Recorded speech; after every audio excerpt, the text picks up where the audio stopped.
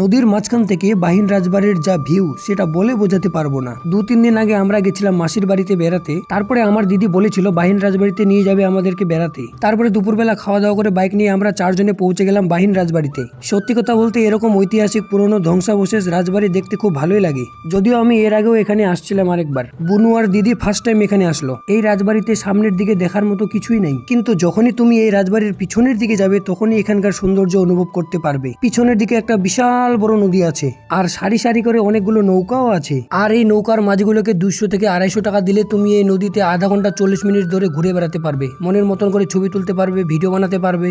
এর আগে আমি যখন আসছিলাম তখন কিন্তু নদীতে অনেক জল ছিল, তাই আমি এর আগের বার নৌকায় উঠিনি। আর এখন নদীতে খুব বেশি জল নেই। এই বাহিন রাজবাড়িতে বেড়াতে এসে তুমি যদি নৌকায় না ওঠো, সত্যি বলতে তুমি এখানকার সৌন্দর্য অনুভব করতে পারবে না। নৌকায় উঠে ফটো তুলবো না, ভিডিও বানাবো না, তা কি হয়? তো সেখানে আমরা অনেকগুলো ছবি তুলেছি, ভিডিও বানিয়েছি। তারপরে নৌকা রাইড শেষ করে আমরা বাড়ির পথে রওনা দিই। সবাই ভালো থেকো, সুস্থ থেকো, টাটা, বাই বাই।